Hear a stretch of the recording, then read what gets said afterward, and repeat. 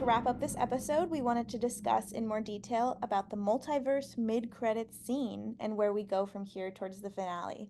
Megan, what do you think? I think see I was already a little bit shook by the ending of the episode, which shows the sequids. It reveals the sequids are on Earth, and this is clearly going to be a problem next episode and maybe into the finale. And then literally like 10 seconds after that, we see Angstrom Levy getting a suit tailored. And I don't know if we've seen him since, geez, maybe episode one of season two. Um, I can't remember. Or maybe episode two. He was such a like presence, at least in that first episode, that I haven't forgotten about him, obviously. But I think it has been a while since they've touched on that plot line. So I was glad to see him return. Thought it was cool when he walks through a couple of different dimensions. One of them has zombies, which was awesome. Um, Always have zombies. Every time there's a multiverse, there's always one with zombies. yeah, zombies are just cool. I also love in that little scene. I don't think any of the zombies are actually like animated moving. They're just kind of like still, and they put in the zombie noises. Um, which is not a critique. I totally understand, but I thought that was funny. Yeah, I thought it was really interesting. I loved how they portrayed that and his ability to do that and how scary it is that he can do that. And now that he's in modern day, I'm really nervous for what's to come. Um, I thought it was so interesting where he landed, though. Like, was that New York that he was in? What was that? Yeah, I was trying to figure it out. Um, I wasn't sure if it was New York, if it was like a city outside of the U.S. Um, but it definitely probably probably New York. Is that where It's where you live. right. Um, but is that where Mark lives? Oh, that's a really good question. Yeah, now I'm really racking my brain because I'm not Oh, sure what city it's in. I mean, I know he and Omni-Man have that big fight towards at the end of season one, but I can't remember if it's supposed to be New York. They definitely say it though. Early in the season when like Adam Eve goes to like help with cleanup. oh yeah. Well, upon a Google search, they are in Mm. Chicago. Okay, So Chicago. I assume he's in Chicago. Okay. Never Um, been there, so I sorry to the listeners that I don't know what Chicago looks like. All I know is being yeah. I was there in December actually and saw the bean. It was pretty cool. Um, but okay, yeah. So presumably Ainstrom shows up in present day Chicago, and I guess we'll see kind of what mischief he gets up to yeah, do we think in next episode. yeah, do we think that in the next episode we're gonna see him again, or are we gonna have to wait till the finale to see him?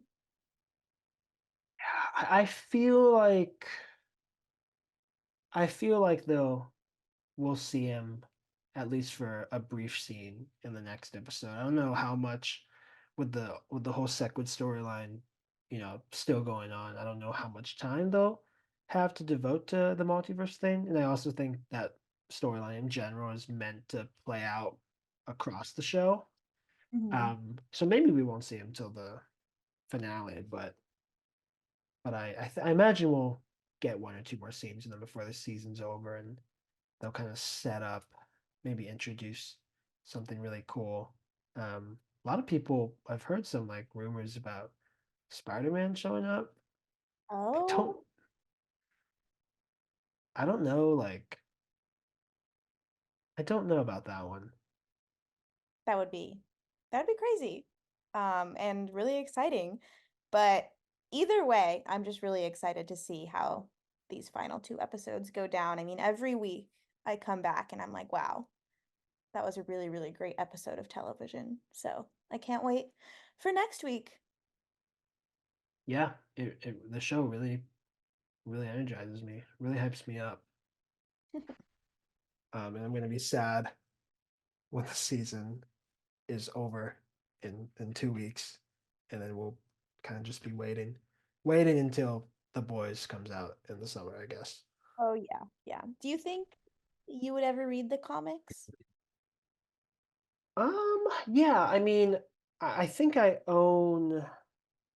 I don't know exactly kind of how the overarching comic is like split up, like if you call it like volume one, but I know I own probably the equivalent of season one, the actual comic. And I've kind of read through it a little bit, but I don't know if I've actually sat down and read it front to back.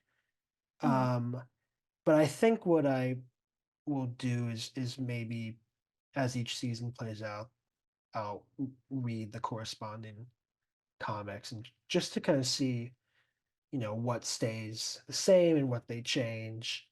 Because I think it would be interesting. But I'm enjoying kind of watching the show blind and just being surprised by everything that happens. Yeah, I feel like reading the comics after each season ends is a good way to like ease the pain of being without new episodes every week. But I Yeah. definitely, yeah, I agree. I've been enjoying going in blind each week. So we'll see. Maybe after this season, we can do a book club. The podcast will just it'll be the same podcast, but we'll just be talking about the comic. You just start reading the comic in voices, like Like like like in voice. alternate voices. Yeah. I yeah, just We like a have read that. along kind of. Yeah, yeah, yeah. Let's just start like an audiobook, right? Where we read, we narrate, and people just listen to that. Yeah, yeah, but we call it a podcast and we put it on the aspect. Yeah. I think people would enjoy us, replacing like J.K. Simmons and Stephen Oh, Yeun and with no like visuals to accompany it. oh yeah. I think Yeah. that would be really successful. Okay. I'm gonna start working on some of my impressions then. And then maybe next episode we Test them can out. kind of see what we think. We can workshop it throughout Okay. this Yeah, podcast. we can play like a game, like guess if this is the actual actor or is it Brie and she's just Right. Is it just Negan and Brie, or is it Seth Rogen? yeah. I think that's a good idea. Yeah, I think that would stump a lot of people for sure.